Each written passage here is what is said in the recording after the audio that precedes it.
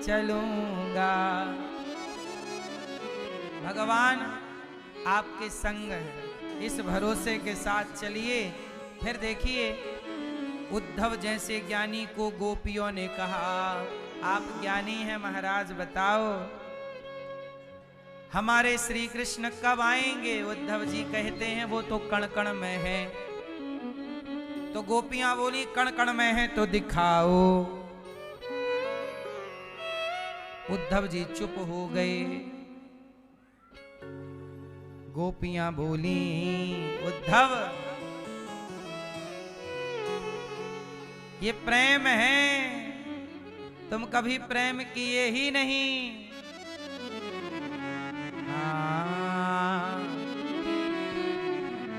जो प्रेम गली में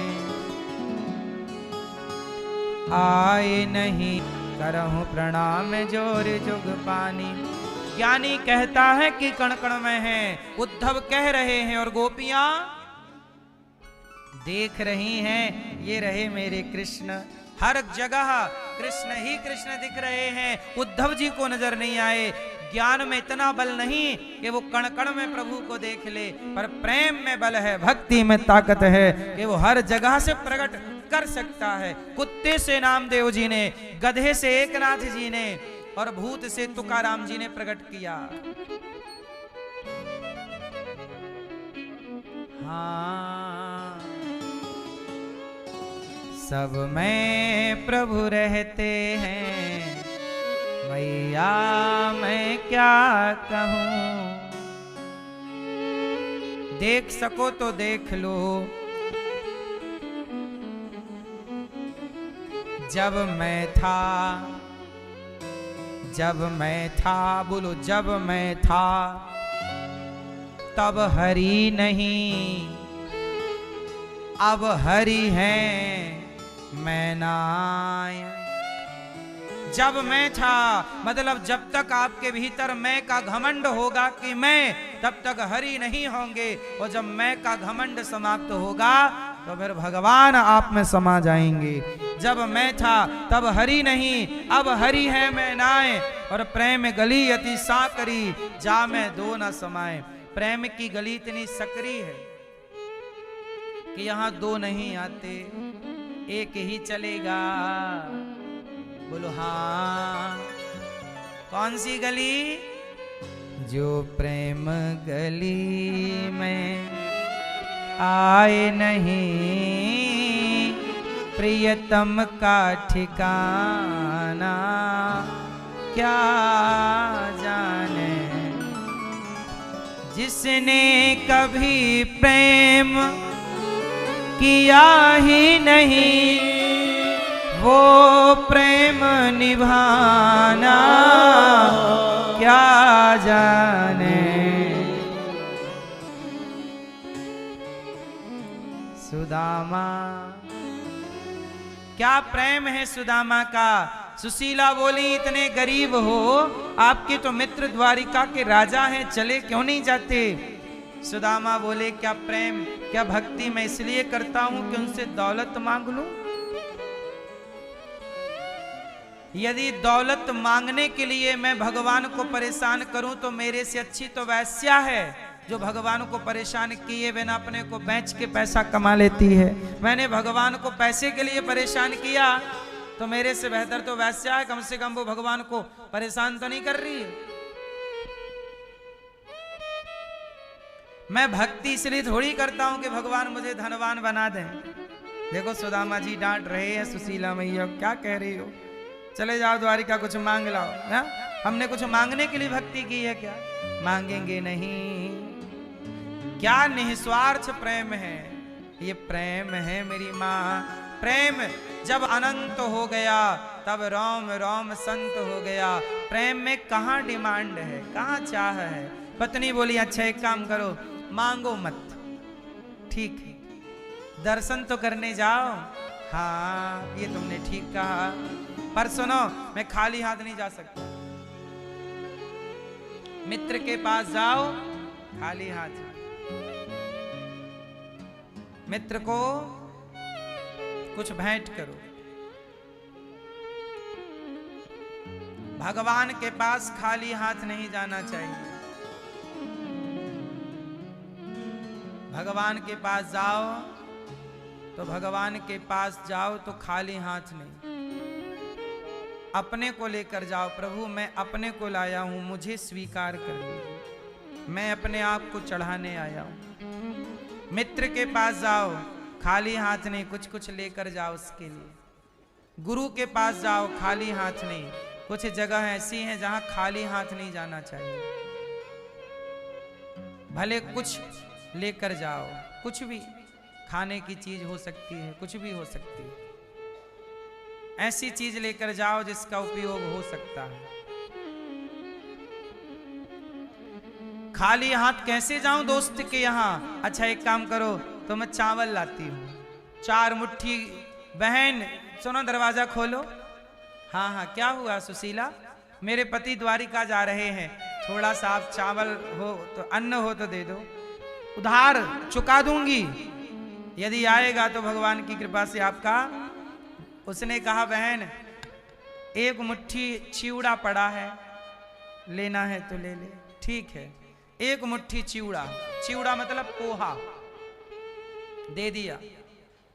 सुशीला बोली ये बहुत कम हो जाएगा, द्वारिका जा रहे हैं ना, वो राजा हैं, 1 मुट्ठी से क्या। दूसरे घर में गई, बहन मेरे पति द्वारिका जा रहे हैं, थोड़ा सा कुछ दे दो। उसने कहा कि देखो बाकी तो कुछ नहीं है, चिवड़ा है। उसने भी 1 मुट्ठी चिवड़ा दे दिया। सुशीला को लगा अभी भी थोड़ा कम है, इतना सा ना मुट्ठी भर, थोड़ा जा रहे हैं तो दिखना चाहिए ना। अब देखो सुदामा कितने गरीब हैं, मित्र से मिलने जा रहे हैं तो उनके पास लेकर जाने के लिए भी कुछ नहीं है, जो लेकर गए वो भी मांग कर लाए थे। सुशीला तीसरे घर गई, बहन चिवड़ा कुछ दे दो। बहन ये चिवड़ा है 2 मुट्ठी, 2 मुट्ठी चिवड़ा दे दिया, टोटल 4 मुट्ठी हो गई। बांध लिया कपड़े में, फटा पुराना कपड़ा बांधा, सुदामा जी को दिया, ये लो खाली मत जाओ मित्र के यहां, मांगे तो चिवड़ा दे देना। अच्छा सुदामा जी क्या सोच करके चिवड़ा लेकर गए हैं, जरा सोचो। सुदामा जी मित्र से मिलने जा रहे हैं तो चिवड़ा, वो तो राजा हैं द्वारिकाधीश। सुदामा जी बोले वो भले राजा हो, पर मैं क्या ले जा रहा हूं, वो राजा है ना, वो अपनी हैसियत रखते होंगे, पर मैं अपनी हैसियत से तो दूं। मेरी हैसियत उसे 4 मुट्ठी चिवड़ा देने की है, कुछ खाली जाने से बेहतर है लेकर जाऊं। चले श्याम सुंदर से, काख में दबाए चिवड़ा, चले श्याम सुंदर से मिलने सुदामा, गाते हुए मन में हरे कृष्ण रामा। चले सुदामा जी, जब चले तो सुदामा जी को द्वार रास्ते में कोई मिला। वो कौन जो मिला, वो कौन थे? भगवान ही थे। भगवान कृष्ण गाड़ी वाले बनकर आए। बाबा राम राम, भैया राम राम, कहाँ जा रहे हो? अरे मैं अपने मित्र से मिलने जा रहा हूँ द्वारिका। द्वारिका में आपके मित्र रहते हैं? हाँ हाँ, वो कन्हैया है ना, कन्हैया मेरे बचपन का यार है, दोस्त है। अब वो भगवान बोले जो गाड़ी वाले बनकर आए, बाबा मैं भी द्वारिका जा रहा हूं, तुम कहो तो तुम्हें ले चलूं गाड़ी। अरे भैया बड़ी कृपा, सुनो पर हमारे पास किराया नहीं है, तुम गाड़ी पे बिठाओ या मत बिठाओ, हम आपको किराया नहीं दे सकते। भगवान बोले किराया तो देखो देना पड़ेगा, ये आपने काख में कुछ दबा रखा है, ये दे दो। क्या है? बोले चिवड़ा है, द्वारिकाधीश कृष्ण के लिए ले जा रहा हूं, मैं आपको नहीं दे सकता क्योंकि मैं उनके लिए लाया हूं। मैं भैया आप अपनी गाड़ी से जाओ, मैं पैदल जाऊंगा। भगवान देखो गाड़ी वाले बनकर आ गए।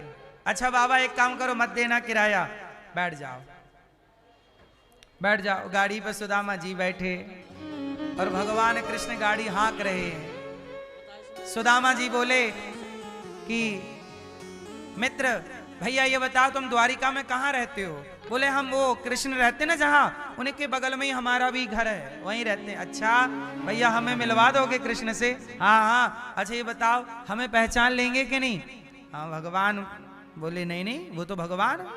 एक संदेह है, पता नहीं अब तुम गरीब हो, वो बहुत अमीर हैं, बहुत राजा हैं, पता नहीं पहचानते हैं कि नहीं।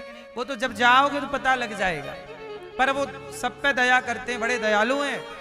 सुना है कि लोग उन्हें भगवान कहते हैं। हाँ हाँ। सुदामा बोले मेरा यार है ही भगवान, कोई छोटा मोटा थोड़ी है, वो भगवान है, अवतारी है, हम जैसे दीनों पर दया करने आए। ऐसी बातें करते करते उनका रास्ता कब पूरा हो गया, वो कब द्वारिका आ गई, सुदामा जी को पता ही नहीं। जबकि वो गाड़ी चलाने वाले स्वयं भगवान ही थे। जीवन में जब आप संकट में फंस जाएं और कोई सहायता करने आ जाए, समझ लेना कि वो सहायता करने वाला भगवान ही इस रूप में आकर के आपकी मदद कर रहे हैं। हर रूप में ईश्वर का दर्शन इस भाव से करो कि इस रूप में ईश्वर मेरे संग है, आप अकेले नहीं हैं, भगवान इस रूप में साथ है। अब तो सुदामा द्वारिका पहुंचे, गाड़ी से उतरे, पैदल चले। लोगों ने कहा बाबा कहां से आए हो? भैया हम पोरबंदर से आए हैं। कहां जाना है? वो द्वारिका जाना है। यही तो द्वारिका है, तो कृष्ण से मिलना है। लोग हंसे, कृष्ण से मिलना है काहे के लिए? बोले वो हमारे मित्र हैं, बचपन के यार हैं। लोग हंसने लग गए। बाबा बुढ़ापे में झूठ बोले? सुदामा जी बोले मैं झूठ ना कहूं भैया, मैं मित्र हूं। लोग बोले बाबा मैंने भिखारी तो बहुत देखे, तेरी तरह ना देखा कि मित्र बना के भीख मांगेगा। सुदामा जी का मजाक उड़ाने लग गए लोग। भक्ति के रास्ते पर चलोगे दुनिया मजाक उड़ाएगी, दुनिया की परवाह करोगे तो भक्ति के पथ पर ना चल पाओगे। भक्ति के पथ पर चलना है तो कानों को बंद करके चलना पड़ेगा। लोग क्या कहते हैं कहने दीजिए, हमें न सुनाई पड़ता दुनिया की बातें, ना जगत दिखाई पड़ता। जगत के लिए अंधे और बहरे हो गए तो भगवान को पाओगे, और सुनते रहे सब तो मन विचलित होता रहेगा। सुदामा का मजाक उड़ाने लग गए लोग, तुम तो भिखारी हो, तुम्हारे मित्र कैसे हो सकते हैं? अरे बोले हमारे संग पढ़े हैं। पढ़े, तुम्हारी क्या हैसियत है, तुम उनके संग पढ़ोगे? आप गरीब हो जाए ना साहब तो आपका लोग मजाक क्यों ही उड़ाने लग जाते हैं। आजकल ये युग प्रधान, ये कलयुग में भी ऐसा है कि लोग गरीबी का मजाक उड़ाने लग जाते हैं। लेकिन मैं आपसे प्रार्थना करूं किसी का मजाक मत उड़ाया करिए। गरीबों का मजाक उड़ाया जाता है, क्या करो? जब सब लोग सुदामा जी पे हंसने लगे, सुदामा जी को लगा हम वापस जा रहे हैं, पर लगा नहीं आए हैं, एक बार मिल तो लें, पूछ लें, वो मिले तो अच्छा। यदि वो पहचानने से मना कर देंगे तो समझ लूंगा कि मेरा मित्र बड़ा हो गया है, वो पहचान ले तो अच्छा है। तब सुदामा जी ने कहा कोई घन श्याम से कह दो भैया, कोई घन श्याम से कह दो तुम्हारा यार आया है, तुम्हारा यार आया है। कोई तो कह दो कि तुम्हारा मित्र आया है। कोई घन श्याम से कह दो तुम्हारा यार आया है, तुम्हारा यार आया है।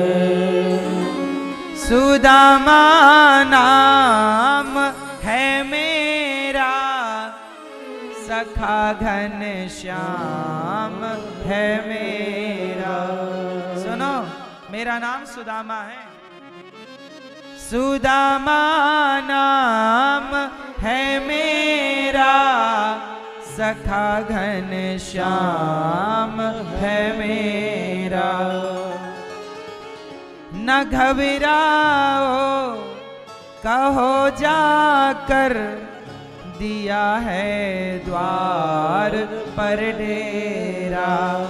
घबराओ मत, मैं द्वार पर बैठा हूं, मैं नहीं अंदर जा रहा हूं अपने से। न घबराओ कहो जाकर, दिया है द्वार पर डेरा। रहे हैं साथ कुछ दिन वो, लोगों को बता रहे हैं सुनो, रहे हैं साथ कुछ दिन वो, वही अधिकार लाया हूँ, वही अधिकार लाया हूँ। यही अधिकार है मेरा कि वो मेरा यार है, मित्र है। जाओ सुनो। हुई दुर्बल मेरी हालत, पड़े हैं पांव में छाले। देखो ना, छाले पड़ गए हैं। मित्र के लिए आया हूं कि अब तो मैं बूढ़ा हो गया हूं, पता नहीं कब मर जाऊं, एक बार कम से कम जी भर के अपने यार को देख तो लूं, मित्र का दर्शन तो कर लूं, आंखें सफल हो जाएंगी। एक बार भैया कह दो ना द्वारिकाधीश से कि अपने मित्र से जाकर मिल लें।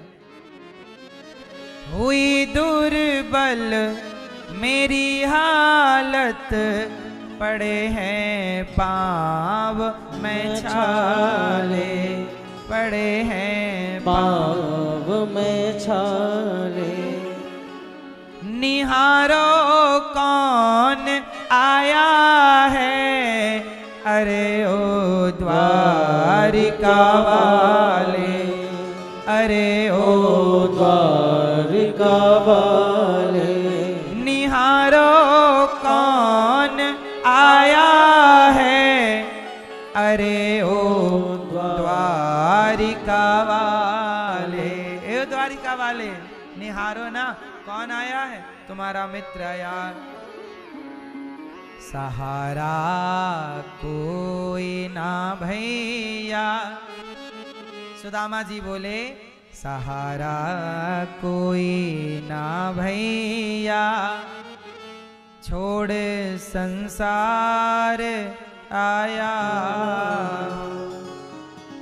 हुई दुर्बल मेरी हालत, बड़े हैं पांव में छाले। निहारो कौन आया है, अरे ओ द्वारिका वाले।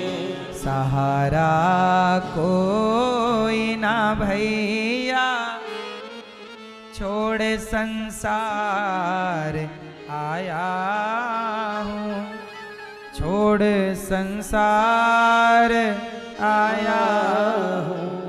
कोई सहारा नहीं है। जब लोगों को लगा कि वास्तविक में एक बार इनकी बात कृष्ण तक पहुंचा देनी चाहिए, तब एक द्वारपाल बोला अच्छा रुको, मैं आपका मैसेज संदेशा पहुंचाता हूं। द्वारपाल गए, द्वारपाल ने प्रणाम किया, द्वारिकाधीश की जय हो। भगवान कृष्ण बोले कहो द्वारपाल, क्या संदेशा है? द्वारपाल ने कहा प्रभु आपसे मिलने कोई आया है। भगवान बोले कौन है? तब द्वारपाल ने कहा शीस पगा न जगा तन में, अहि जाने को आही बसे के ही ग्रामा। धोती फटी सिलटी दुपटी, अरुपाय उपासन की नहीं समा। मतलब सुनो, वो धोती फटी पुरानी पहन के आया है, एक एक हड्डी दिख रही है शरीर की, शरीर बहुत बूढ़ा हो चुका है और पांव में छाले पड़े हैं, धोती में कई जगह गांठ लगी है, मतलब हालत ये थी कि धोती फट जाती थी तो सिलने के लिए सुई धागा नहीं था, तो गांठ लगा लेते थे, जहां से फटती थी वहां गांठ लगा लिया। ऐसा हालत बहुत अच्छी नहीं है। ऐसे कोई है, भगवान बोले क्या नाम है? बोले सुदामा नाम बता रहा। अच्छा सुदामा, सुदामा आया? हाँ सुदामा। अब तो भगवान खड़े हो गए, द्वारिकाधीश सिंहासन से खड़े। क्या कह रहे हो द्वारपाल, कौन आया है? सुदामा। सुदामा आया है। सुना रुक्मणी, कौन आया है? सुदामा आया। रुक्मणी जी बोली कौन है? मैं बाद में बताऊंगा। सुदामा, मेरा यार आया, मेरा मित्र आया। जब भगवान ने सुना घन श्याम ने जब ये वो नंगे पांव दौड़े हैं, सुना घन श्याम ने जब ये वो नंगे पांव दौड़े हैं, मुकुट सिर पर न था उनके, मधुर बंशी भी भूले हैं, मधुर बंसी भी भूले हैं। मेरे बचपन का है वो यार, मेरे घर आज आया है। बचपन का है वो यार, मेरे घर आज आया है। मेरे घर आज आया है, मेरे घर आज आया है, मेरे घर आज आया। दौड़ पड़े सुदामा, सुदामा। जब सुदामा की याद में भगवान दौड़े, दुपट्टा गिर गया, नंगे पांव हैं, दौड़ रहे। रुक्मणी जी ने कहा कि कभी ब्रह्मा जी आए तो ऐसे ना दौड़े। कौन आ गया? सब पीछे पीछे दौड़ पड़े, सारे मंत्री संतरी सब दौड़ रहे पीछे द्वारिकाधीश के। और सुदामा जी बाहर बैठे, बड़ी देर हो गई, कोई लौटा नहीं द्वारपाल। सुदामा जी को लगा शायद भूल गए। सुदामा जी जाने लगे, तभी आवाज आई, सुदामा, सुदामा। जब पलट कर देखा तो वही घुंघराले से बाल। सुदामा जी ने देखा मेरा कन्हैया बिल्कुल नहीं बदला, वही छवि, वही छटा, वही आंखें, वही मुस्कान। दौड़ करके भगवान ने सुदामा को कहते हुए, सुदामा, मित्र सुदामा कहते हुए भगवान ने हृदय से लगा लिया। सुदामा, बड़ी देर कर दी मित्र तुमने आने में। द्वारिकाधीश ने जब कहा, सुदामा जी ने कहा, प्रभु कब से तो आपके द्वार पर खड़ा हूं, आप ही नहीं आए। भगवान को लेकर के, भगवान सुदामा जी को लेकर के गए, अपने आसन पर बिठाए। अपने आसन पर बिठा करके नेत्रों के जल से चरण धोए। देख सुदामा की दीन दशा, करुणा करके करुणा। चिवड़ा छीन लिया। भाभी ने क्या भेजा है? एक मुट्ठी चिवड़ा भगवान ने ग्रहण किया और विश्वकर्मा को बुलाकर कहा, मेरे भक्त ने मेरा पेट भरा, आज जाओ सुदामा का घर धन धान्य से भर दो। विश्वकर्मा जी ने जाकर सोने से सुसज्जित कर दी उनकी पूरी नगरी को, सुदामा जी के पूरे नगर को।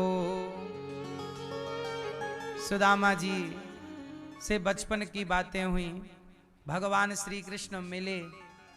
ये प्रेम है मेरी मां। भगवान क्यों बिक जाते हैं? प्रेम के अधीन है भगवान। किसके अधीन है? हाँ, भाव का भूखा हूं मैं, भाव ही एक सार है। भाव से भज ले मुझे तो भव से बेड़ा पार है। हाँ, भगवान सुदामा जी पर बड़ी कृपा करते हैं। गोपियों को आए थे ज्ञान देने उद्धव जी, गोपियों के प्रेम में रंग गए, चरणों में लौट कर गए। भगवान ने हृदय से उद्धव जी को लगाया, ब्रजमंडल का हृदय में दर्शन कराया और भगवान द्वारिका उद्धव जी को लेकर के गए।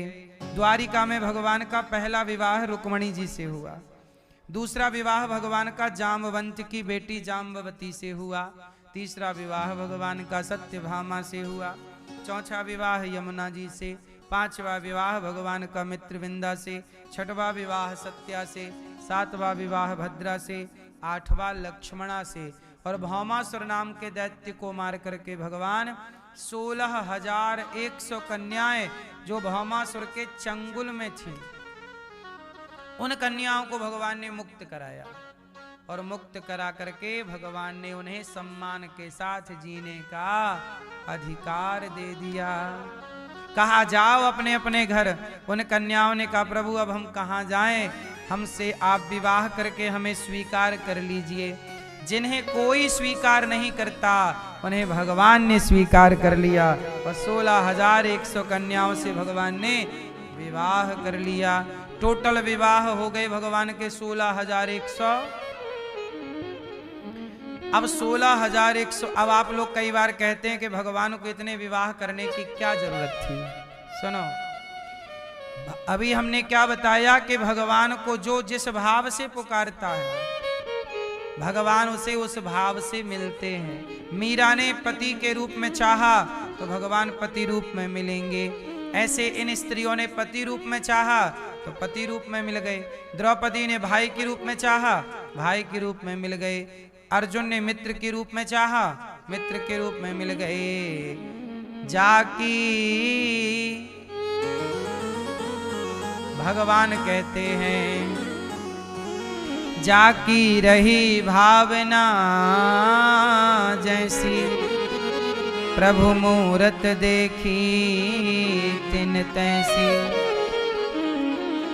जाकी रही भावना जैसी, प्रभु मूरत देखी तिन तैसी।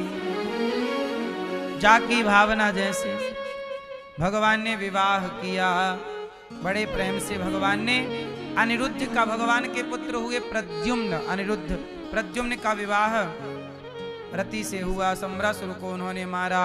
फिर विवाह प्रद्युम्न जी के पुत्र हुए अनिरुद्ध। क्या हुए? अनिरुद्ध का विवाह हुआ। उषा के संग बाणासुर पर कृपा की भगवान ने। फिर राजा नृग, इन्होंने गौदान दिया, इसलिए इन्हें भगवान का साक्षात दर्शन हुआ। किसके बल पर? गौ सेवा के बल पर, गौदान के बल पर। राजा नृग पर भगवान ने कृपा की। क्या किया था राजा नृग ने? गौदान। किसी कारणवश ये गिरगिट बने, पर आज भगवान ने दर्शन देकर कृतार्थ कर दिया। आपने यदि गौदान किया है और आप किसी कारण अकारण कोई पाप के कारण कष्ट भी पा रहे हैं, तो वह गौ का दान का पुण्य आपको उस पाप से मुक्त जरूर करेगा। इसलिए जीवन में मरने से पहले मैं हमेशा कहता हूं, मरने से पहले 3 काम करिएगा। गौदान करके ही मरिएगा। गौदान कर लीजिए। गाय ही वैतरणी से पार लगाती है। गौदान। दूसरा, अन्नदान कर लीजिएगा। गौरी गोपाल गौशाला है, आप भी गौदान करें तो गौ माँ को चारा दें, भूसा दें और गौ सेवा करें। गौदान कर सकते हैं तो आप आइए, गौरी गोपाल गौशाला है, गौदान कर लीजिएगा। गाय का दान, गौ माता की सेवा अवश्य करना चाहिए। इसलिए ये दास कहता रहता है कि अभी गाय के लिए भूसा रखो। गालियां जब भगवान की 100 गालियां हो जाती तो चुप हो जाता। एक दिन क्या किया, गलती से गिनती उसकी बिगड़ गई और 100 पार कर गया, तो भगवान ने सुदर्शन से सिर काट दिया। भगवान कितने दयावान हैं। 100 गालियां सहते हैं, 100 से जब अतिक्रमण हुआ तो सिर काट डाला। भगवान ये कहना चाहते हैं कि जितना आप सह सकते हैं उतना सही है। जितना, लेकिन जब सहा ना जाए तो अवश्य ही पाप को चुपचाप बर्दाश्त नहीं करना चाहिए, वहां उसका विरोध कीजिए। कब तक सहोगे? इसलिए आप लोगों से मेरी प्रार्थना है कि आप लोग भी क्षमा करते रहें, पर उतना कि आपकी क्षमा सामने वाले आपको कायर ना समझने लग जाएं। पौंड्रक पर भगवान ने कृपा की, काशी राज द्विज पर भगवान ने कृपा कर दी। इसके बाद शाल्व और दंतवक्र को भगवान ने मारा। सुदामा पर भगवान ने कृपा की। देवकी मां के 6 पुत्रों को भगवान ने लौटाया है। भृगु जी के द्वारा त्रिदेवों की परीक्षा हुई। भृगु जी के द्वारा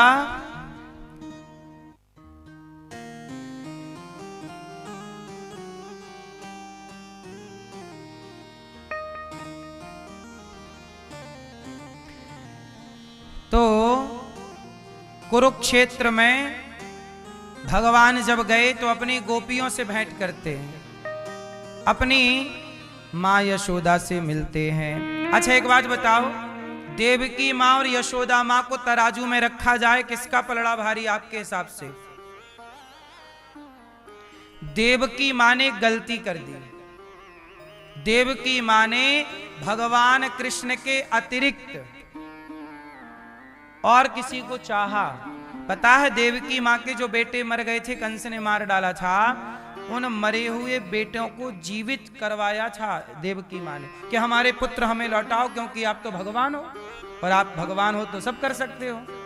देवकी मां ने भगवान कृष्ण के भगवान होने का फायदा उठाया कि हमारे जो बेटे कंस ने मार डाले हैं वापस करो, पर भगवान का फायदा यशोदा मैया ने नहीं उठाया।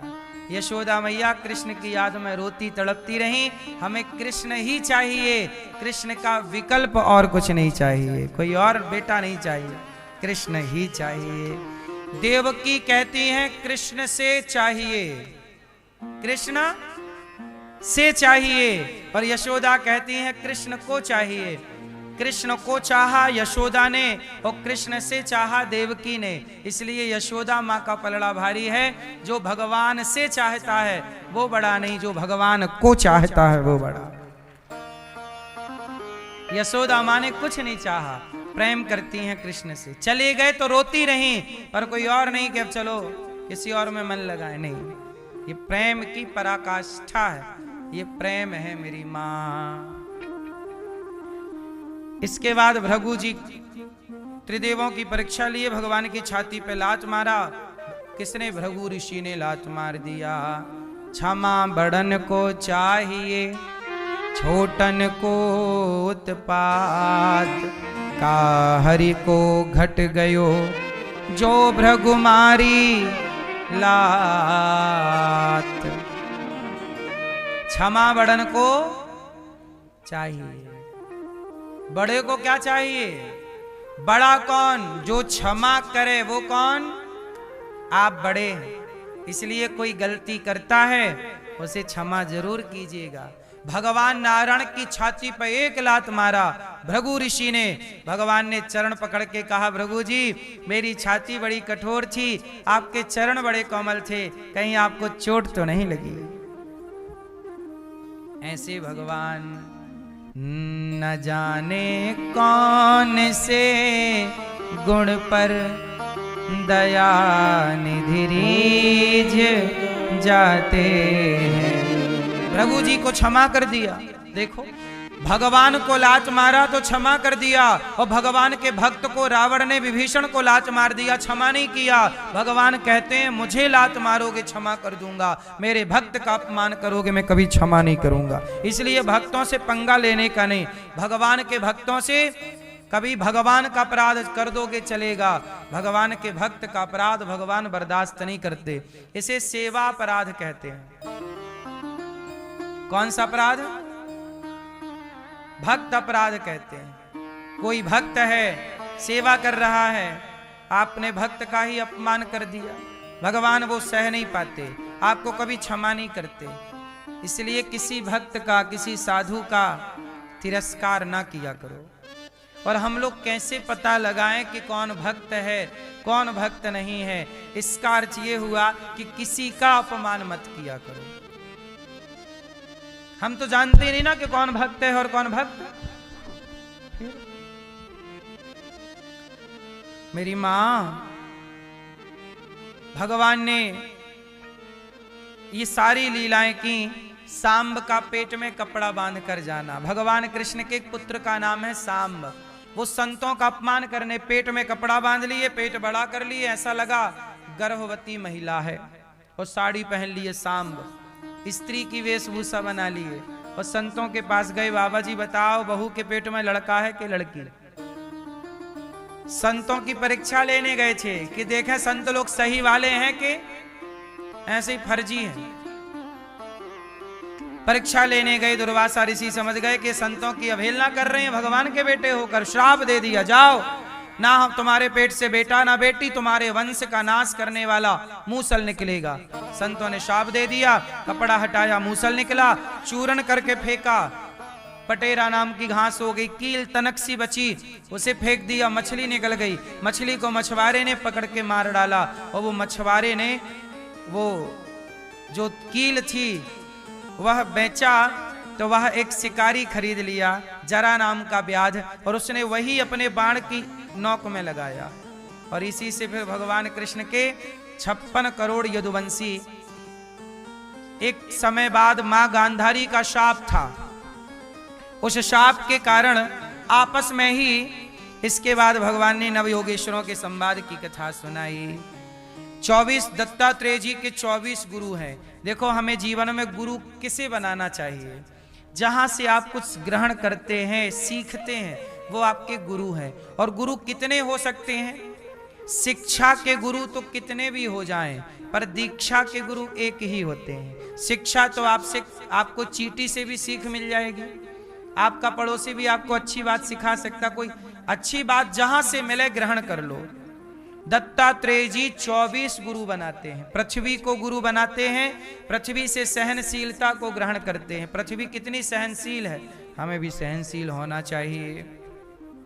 वायु सुगंध दुर्गंध दोनों से गुजरती है, आसक्ति कहीं नहीं। गुरु बनाओ, वायु से गुरु बनाकर क्या सीखा? जैसे वायु सबसे गुजरती, कहीं पकड़ के किसी को नहीं रखती, ना दुर्गंध को ना सुगंध को, बहती रहती।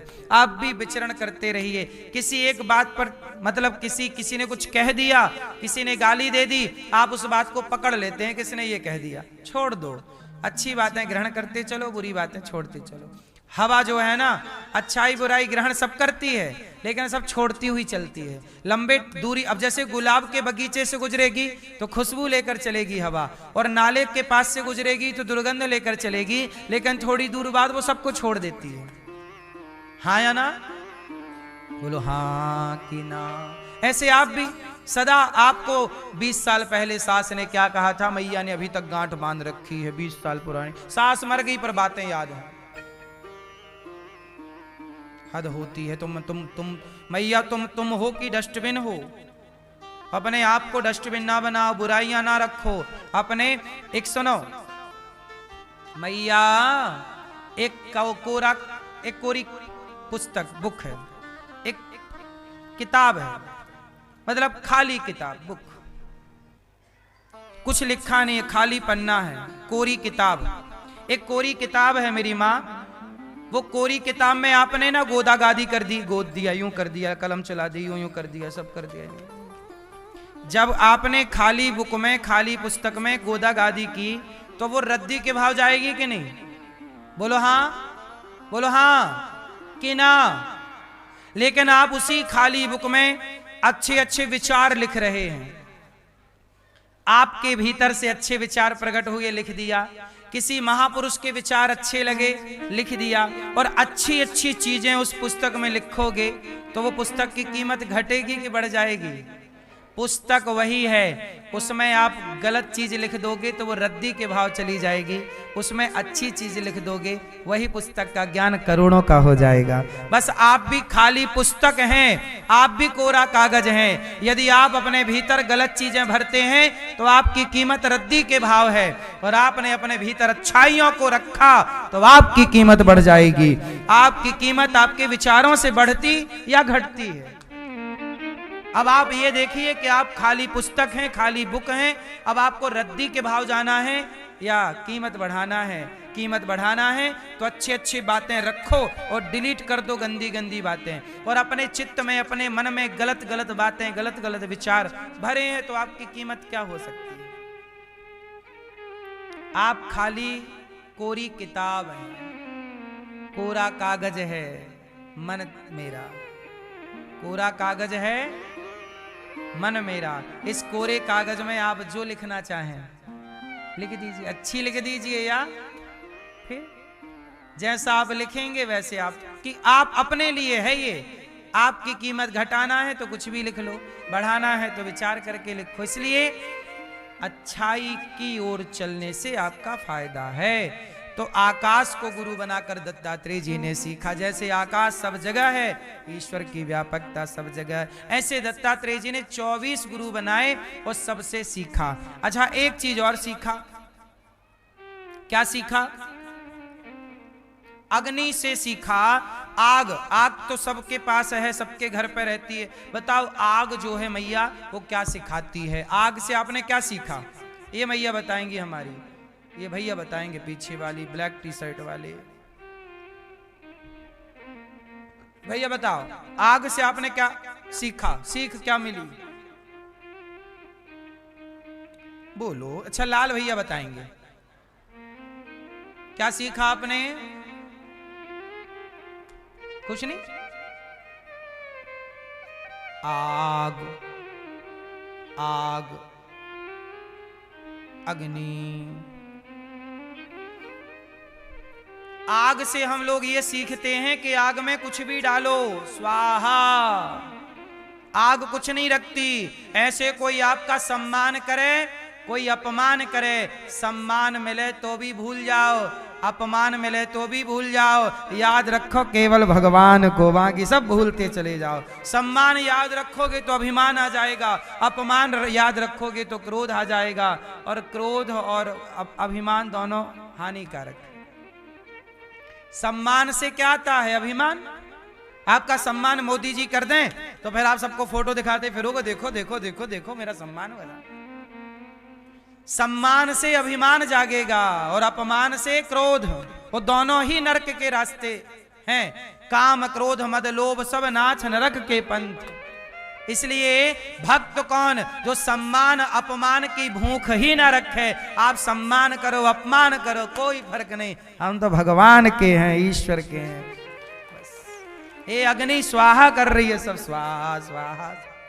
आप भी स्वाहा कर दो अपमान और चित्त केवल भगवान में लगा, तब कल्याण है, वरना उलझे रहो यहीं जगत में। इस उलझन से बचने के रास्ते हैं। उलझना ही है तो फिर आप बिंदास है, बढ़िया है। सुलझना है तो रास्ते ये हैं, और उलझे ही रहना है तो बिंदास है, फिर सब ठीक चल रहा है। ऐसे दत्तात्रेय जी ने 24 गुरु बनाए। अच्छा, एक और गुरु बनाया, अजगर को। किसको बनाया? अजगर को गुरु बना के क्या सीखा? अजगर किसके भरोसे है? जैसे अजगर करें न चाकरी, पंछी करें न काम, दास मलूका कह गए सबके दाता राम। जैसे अजगर कुछ काम नहीं करता पर भगवान उसके भी पेट भरने की व्यवस्था कर देते हैं। भगवान के भरोसे है बस मेरी माँ। इसलिए आपसे कहता हूं कि आप काम करो, मेहनत करो, पैसे कमाओ, पर आश्रित भगवान के, किसी के आश्रित ना रहना। और जीवन में अपने को ऐसा बनाना कि आप किसी के काम आए। कल मेरे पास एक बहुत पढ़े लिखे व्यक्ति आए, वो कोचिंग देते हैं, IAS IPS बनाते हैं लोगों को, पढ़ा पढ़ा के बच्चों को स्टूडेंट तैयार करते हैं। वो मेरे पास आए, जज की, कलेक्टर की इत्यादि, उनके पास बच्चे पढ़ने आते हैं, सबको कोचिंग देते हैं। मैंने उनसे कहा कि बताइए आपके हिसाब से आप शिक्षा किसे मानते हैं? आप लोगों के हिसाब से पढ़ा लिखा कौन? चलो आप बताओ, बेटा बताओ, पढ़ा लिखा कौन? आपके हिसाब से पढ़ा लिखा कौन? जो नौकरी पा जाए, नाम कमा ले, इज्जत कमा ले, वो पढ़ा लिखा? आप किसे पढ़ा लिखा मानते हैं? मेरी माँ। मैं एक बार बता चुका हूं, फिर दोहरा दूं। मेरी दृष्टि, जो मेरा अपना है नजरिया, मेरा अपना नजरिया कहता है कि देखो आज हमारे देश में जितने पढ़े लिखे लोग हैं, वो पढ़े लिखे तो हैं, लेकिन उनकी शिक्षा से केवल उनका घर चल रहा है। सबके लिए ये बातें नहीं, कुछ लोगों के लिए। कुछ लोग पढ़े लिखे हैं, परंतु वो केवल अपने 2 लोगों का, 5 लोगों का, 10 लोगों का परिवार ही तो पाल रहे हैं ना मेरी माँ। पढ़ लिख के पैसा कमाए, अपनी पत्नी, अपने बच्चे, अपनी पत्नी बच्चे में सारी जिंदगी लगे रहे। मुझे लगता है कि शिक्षा का मतलब है कि आप शिक्षित हैं तो आपकी शिक्षा से केवल आपके परिवार को लाभ ना हो, बल्कि आप कुछ ऐसा करें जिससे राष्ट्र को लाभ हो, समाज को लाभ हो। आपकी विद्या से लोगों को भी लाभ होना चाहिए।